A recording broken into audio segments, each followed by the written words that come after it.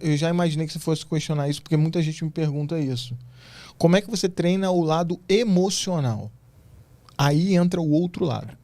Você lembra que eu falei que eu trabalhei com filosofia? Eu sempre trabalhei com filosofia porque eu sempre quis entender bem as coisas. Depois disso, eu acabei virando palestrante de controle emocional. E eu comecei a ministrar cursos onde eu trabalho na mente das pessoas o controle do medo e o controle da raiva, que são os dois vetores mais determinantes dentro do mundo da luta. O lutador raramente fica ansioso, depressivo, não tem essas viadagens, essas porra. Desculpa a galera que tem, tá? Provavelmente a gente vai ser hateado nesse vídeo, mas tudo bem. Vocês sabem que essa é a minha linguagem mesmo, foda-se. Medo e raiva são os vetores mais agravantes dentro do ambiente de luta. E todo mundo associa esses vetores necessariamente a troca na luta. A troca que eu quero dizer é a interação física. Troca é bater e ser batido, no caso, né? Que é o que você questionou. Não é aí o ponto mais importante, mais crucial desse processo. Exemplo disso, os guerreiros Shaolins. Os caras eram ícones de arte marcial. Eles não lutavam machucando um ao outro. Eles treinavam juntos, mas ninguém se machucava. Não há necessidade da dor propriamente dito. Obviamente, se você tiver a oportunidade, é válida. É válida, mas ela não é, vamos botar assim, impreterível. Exemplo disso, lá em Floripa mesmo. Teve um atleta, que eu esqueci o nome dele, que treinou com o Marquinho, que ele lutou, ganhou, foi campeão brasileiro, sem ter feito sparring em toda a sua preparação. Sparring é quando os caras saem na porrada. Então, o sair na porrada, ser apto a sair na porrada, ou se sentir seguro para isso, é uma questão de controle de emoção. Não necessariamente do ato em si. Você não precisa atirar em alguém para você saber que você pode atirar em alguém e que você é capaz de atirar em alguém. E como é que eu preparo minha mente, emocionalmente falando, para... Parece que tu burla a necessidade de levar um soco para criar a casca que esse soco te traz, Isso, né? isso aí. Tu não precisa levar o soco necessariamente, mas como é que tu faz para chegar nesse nível? Então, eu tenho, dentro da plataforma, tem um curso chamado Mentalidade de Lutador. Eu fiz uma live, depois você vai assistir essa live, eu vou te mandar, com o Steven Pressfield. Steven Pressfield é um cara que ele é um ex-mariner americano e que ele era historiador, trabalhava no Discovery Channel e ele estuda muito a história dos espartanos. Dentro dessas histórias desses povos antigos, ficou feio pra caralho. Edita aí, filho. Tira povos antigos. Obrigado. Porque eu li o livro desse cara que ele fala sobre os... como é que era o espírito do guerreiro? Espíritos do Guerreiro. Isso. E Portões de Fogo. Exatamente. São os dois mais picas assim dele. Mas ele tem outros muito bons também. Ele é o escritor da Arte da Guerra. A Guerra da Arte. A Guerra da Arte. Isso. A resistência. Exatamente. Eu sempre falo desse livro aqui. Steven Pressfield. Steven Pressfield. Vale muito a pena.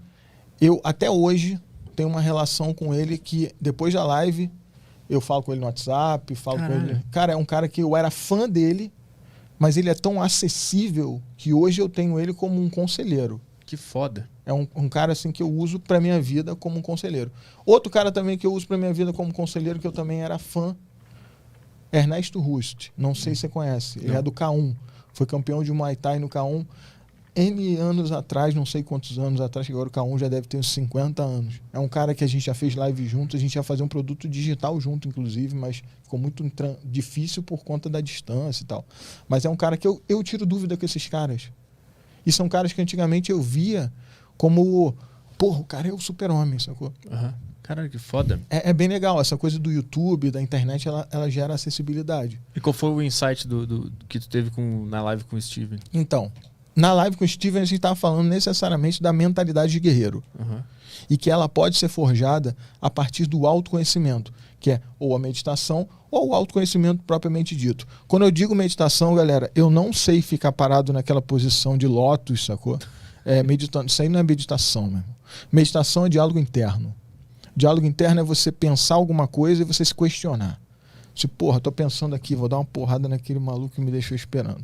Aí você vai lá e fala assim, bom, vamos questionar. O cara é gente boa, me ofereceu um café. Porra, me ofereceu um café estranho pra caralho, vendendo uma porra de iogurte, não fode. O cara tá querendo me sacanear. Não, peraí. Isso que eu tô fazendo de brincadeira metafórica é você questionando os seus próprios valores. Seus pensamentos, né? Seus pensamentos. Antes de existir essa porra desse monte de coach de até cagar, já existiam os mestres de artes marciais que ensinavam isso para os seus discípulos. Orientais, antiquérrimos. E o processo é muito parecido, porém sem indicações e sem regrinhas pré-determinadas. É assim, filho, olha só. Você precisa entender que o medo, ele é seu amigo. Por exemplo, tipo o seu Miyagi de novo. Né? O medo é seu amigo. O medo te ajuda a ficar alerta.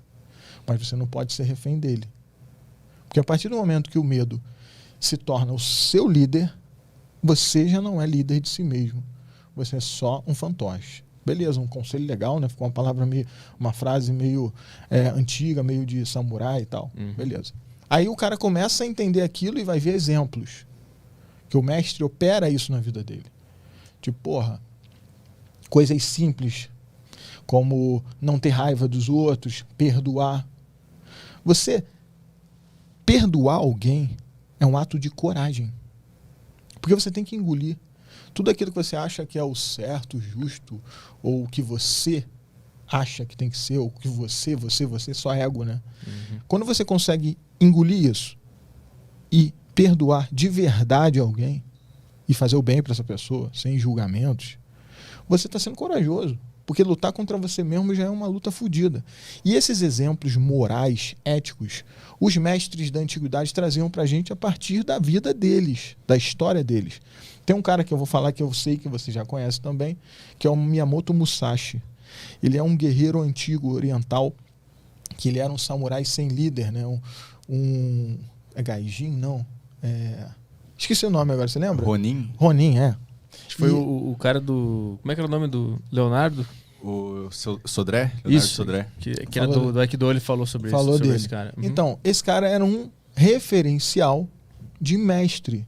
Ele não tinha discípulos para ficar correndo atrás dele, mas ele fazia as coisas certas.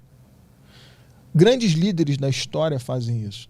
Eles fazem as coisas certas porque devem ser feitas assim, porque são as coisas certas. Só que as pessoas estão muito presas, todos nós, nem todos, mas muitos, a interpretações externas ou no vazio. E o vazio faz com que outras pessoas coloquem em você pensamentos ou verdades. Essa história dos coaches de crenças, sabe? Quando você tem um pouquinho de visão do todo, da sua própria existência, falando de uma forma mais transcendental, você consegue entender que muitas vezes aquilo que você acredita que é importante não é tão importante assim. Por exemplo, de uma forma bem prática. Estou no trânsito, em Florianópolis, o cara vai lá e me fecha. Qual a minha reação? Minha reação esperável é ficar puto porque ele me fechou e eu estava com pressa. Eu preciso ter a reação esperável? Não, eu posso escolher, não posso? Ninguém está aqui dentro da minha cabeça tomando as decisões por mim. Sou eu que tomo essas decisões. Então, antes de eu ficar puto com o cara, eu vou ficar puto comigo mesmo. Por ter ficado puto? Por ter ficado puto, sem nem ter pensado no que está acontecendo. E não saber mesmo. É a ilusão de controle que a gente chama isso. Eu tô meio que dando aula de controle emocional. Maravilhoso. Dá pra caralho. Maravilhoso. Porra. Tá tranquilo? Muito bom. É porque eu dou aula dessa porra. Eu palestro sobre isso e eu tenho um curso sobre isso. Eu tô falando do Mentalidade Guerreiro, que é um curso que eu tenho. Pra poder fazer você não virar um cagão na hora de sair na porrada. Entendeu? Mudar a sua cabeça. Aí, beleza. O cara tá lá. Aí o cara pega e... Filho da puta! Posso falar filho da puta? Claro. Aqui pode tudo. Pode filosofia, pode palavrão. Beleza. Pode... O cara chega... Ô filho da puta! Qual a minha reação? Eu posso falar assim, como que esse cara tá falando com Bruno Jordão, xingando a minha mãe, que é uma santa, que tá lá trabalhando. Tem ouvido escuro, né? Ele não viu o que tinha dentro do Não, cara. não viu. Aí, beleza. Xingando a minha mãe, que é uma santa. Minha mãe trabalhou até semana passada. Teve câncer. Minha mãe sofreu pra caralho. Eu sei que ela não é puta, porra. Como que esse cara tem coragem de falar isso pra mim? Eu indo buscar minha filha na escola, atrasada. Minha filha sozinha me esperando. Isso que eu tô fazendo aqui agora é um laboratório. Isso tudo que eu disse e convenci todo mundo de eu sair do carro e mandar o cara tomar no cu pelo menos, todo mundo tá convencido aí. Quem não tá convencido ainda que eu deveria ir lá e mandar o cara tomar no cu, ou então dar uma cuspida na cara dele, ou então dar uma surra nele, diante do que eu falei aqui. Todo mundo tá convencido, né? Pois é, tá todo mundo errado. Tá todo mundo errado. Sabe por quê? Isso é o argumento que o meu ego tá falando pra mim mesmo, pra eu agir de uma forma animalesca, sem racionalizar porra nenhuma e ser um fraco. Porque fazer o mal é muito fácil, cara. É muito fácil. Agora, escolher fazer o certo, pouca gente é homem o suficiente no sentido do humano, não sexualidade, porque pode ser uma mulher o suficiente para fazer o que tem que ser feito, da forma que tem que ser feito e quando tem que ser feito. Quer dar porrada em alguém? Que seja no momento certo, da forma certa, na proporção certa. E isso é difícil pra caralho de fazer.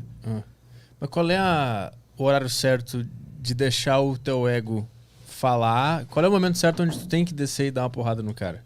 Existe um momento certo? Existe, sempre existe. Por exemplo, se você está numa situação onde o cara tenta agredir a sua família, você tem que proteger alguém que é um incapaz. Sempre na defesa, né? Normalmente sim. Só que a proporção do momento defesa para o momento ataque, isso a gente pode conversar até com o Wesley também, que a gente até conversou sobre isso numa live. Não foi nem numa live, foi uma live que a gente fez no Instagram dele. Mas a gente estava trocando ideia sobre o momento. Quando que deixa de ser defesa e começa a virar ataque? Que isso é uma linha muito tênue. Porque muitas vezes eu posso atacar alguém por defesa pessoal, sacou? Se eu ver que o cara é um ataque eminente, oferecendo perigo, seja lá para quem for que é incapaz, entendeu? Mas, se você é um ser racional, que eu sei que você é capaz de usar a sua psique em primeiro lugar. Mesmo que isso gere no final uma necessidade ou uma demanda de ação física. Mas até nesse momento você tem que pensar. Por exemplo, se eu for dar uma porrada naquele cara ali que está atrás da mesa, que eu estou me segurando aqui, eu tenho que me prestar atenção. Primeiro, em você, que é outra pessoa que está próxima, e você pode se empolgar e querer defender ele. Não, então, ficou assistindo aqui, beleza. sentadinho. Outra coisa, todos esses fios que estão no caminho, se a porta está aberta, está trancada ou destrancada, eu tenho que estar ligado, porque a chave da porta está reta, então provavelmente a porta está aberta. Aí eu tenho que ver, se a porta está virada, a chave virada, provavelmente ela está trancada, então eu tenho menos chance dele evadir. Eu tenho que ver se os fios e os cabos e onde eu estou, se eu vou ter agilidade para levantar e ir até lá, fazer isso de uma forma hábil, antes que ele pegue alguma coisa que tem ali na mesa para tentar se defender. Tu calcula tudo isso em todos os... Se você está em uma defesa pessoal estratégica, que é um método estratégico, racional, você se preocupa. Agora, se você simplesmente está enfurecido, que é tomado pela raiva, a cólera, até a sua visão ela te limita. Quando você entra no estado de raiva, a primeira coisa que acontece é a sua visão ficar limitada à sua visão binocular, porque a gente entra no estado de caça. A raiva é associada à caça. Explosão de adrenalina. Quando a gente era bicho das cavernas, do mato, sacou? E a gente precisava caçar, a gente ficava emocionado. Aquela raiva, aquela emoção, que a raiva e o medo são muito próximos, eles servem para você ter uma visão específica da caça, no caso a raiva. E a sua visão binocular ela é ativada, e aí você perde um pouco da sua visão periférica. Sua audição ela também é um pouco... não é tão focada quanto a visão, você fica com mais visão do que a audição. Tudo isso gera no seu corpo mudanças fisiológicas, o seu estado de raiva, seu estado de cólera. E isso limita muitas vezes as pessoas a agir de uma forma estratégica. Por exemplo, vou te dar um exemplo básico. Isso aí vocês veem na internet. Se você entrar na internet agora, tá vendo o podcast agora, maneiraço aqui? Entra na internet agora e procura briga de rua. Por que eu criei um produto chamado Box de Rua, que é técnica de boxe para briga de rua? Por causa desse fato simples. Se entrar agora na internet e procurar briga de rua, 99,999 é soco na cara. E aquele soco de cima para baixo. Né? Qualquer coisa. O soco é qualquer soco que o cara tiver ali na hora. Poucos usam perna, né? Chute e tal. Não se usa quase nada. E por que se bate só no rosto? Existe um estudo gringo, que eu não me lembro agora o nome, e também estou cagando porque eu não preciso ficar lembrando o nome de estudos, onde eles chegaram a uma conclusão científica que o rosto representa a identidade do indivíduo o qual você está operando. É o ponto nosso do corpo que tem mais transmissão de comunicação não verbal. Eu posso ver sua perna cruzada ali e tal, meio gay, tal, sua postura... Meio? Toda, é porque da cintura pra baixo só metade. Tava... Aí, beleza. Se tu olhar pra cima, tá completamente. Tá completamente. Aí, beleza. Eu consigo ter uma interpretação de linguagem não verbal sua. Tem um cara chamado Ricardo Ventura, que é uma bichona, mas o cara é gente boa. Ele veio aqui. Veio, né? Um barbudo. Ele treinou jiu-jitsu antes do Gracie. Ele foi um dos fundadores do jiu-jitsu no mundo. Ele treinou há 700 anos atrás, eu acho. Negócio assim. Zoando. Ricardo, ó, um abraço pra você, te amo, tá? E... O que eu tava falando mesmo? Eu falei do Ricardo. Linguagem. O rosto é onde tem mais linguagem. Linguagem não verbal. E aí, cara, o lance da linguagem não verbal, o que rola? Mexi até no microfone aqui. O corpo, ele tem uma comunicação não verbal.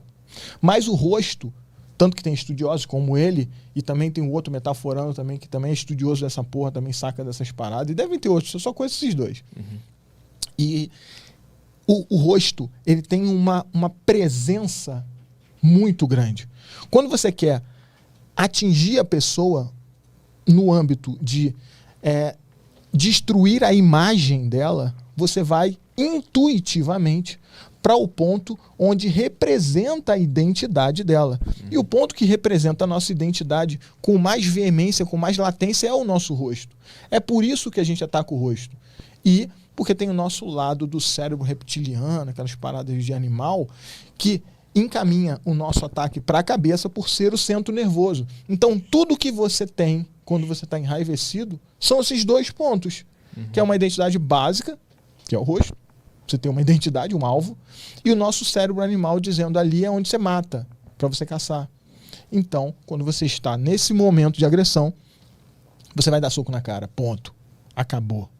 Do jeito que você souber. Uhum. A diferença do sucesso e do fracasso dentro desses processos de defesa pessoal e de agressão, inclusive de luta. Outra dica para vocês, galera aí que estão ouvindo, vendo o podcast. Entra na internet e procura sparring ou luta de qualquer coisa que tenha soco. Pode ser Muay Thai, pode ser Jiu-Jitsu, pode ser o que você quiser. Se os caras são iniciantes, eles sempre batem no rosto. Iniciante não bate no corpo. Fato. Por quê? Porque o cara que é iniciante, ele não tem esse mindset de se ver como profissional, se sentir à vontade, ficar mais tranquilo com ele mesmo. Porque o maior dos limitadores dentro de um ambiente de combate, em qualquer luta, não é o oponente. É você com aquilo que você acredita. Porque você acredita que o cara pode ser melhor, você acredita que vai doer muito, você acredita que ele vai te arrebentar, você acredita que você é mais fraco, você acredita. Você entende que isso quer dizer que só você que é o determinante para o seu sucesso ou o seu insucesso? No seu eu interno, que é o que você acredita. Quando eu ensino controle emocional, quando eu crio a mentalidade do guerreiro, eu faço você questionar o que você acredita. Que é aquela história que eu falei lá no início, de porra, o cara me chamou de filho da puta. Todo mundo aqui tem um monte de justificativa para ir dar porrada no cara. Eu tenho uma justificativa para eu não ir. Eu sou melhor do que o óbvio. E o óbvio é o meu instintivo. Então eu vou me permitir questionar a mim mesmo. Diálogo interno. Então quando você está numa luta, seja qual for o ambiente de agressão, e você cai nessa armadilha. Porra, o Bruno quer me bater. Fudeu. O fudeu que você colocou aí depois quer dizer que você está justificando para você mesmo que você já perdeu. É igual quando você vai para um lugar tipo Cancún. Fui para Cancún, tô lá no Caribe, amarradão, e aí aparecem duas lésbicas gostosas pra caralho e querem transar comigo. Isso é uma situação hipotética. Aí tu fala, fudeu. Você vai falar, fudeu, como é que eu vou comer essas duas? Eu mal consigo me masturbar. Como que eu vou fazer isso? Aí, beleza, você vai. Mas você já vai derrotado. Porque você criou na tua cabeça um pensamento limitador que fez com que você acreditasse não ser incapaz de fazer alguma coisa que você é capaz de fazer. Vou fazer teu curso e vou de novo pro Caribe. Isso aí, combinado.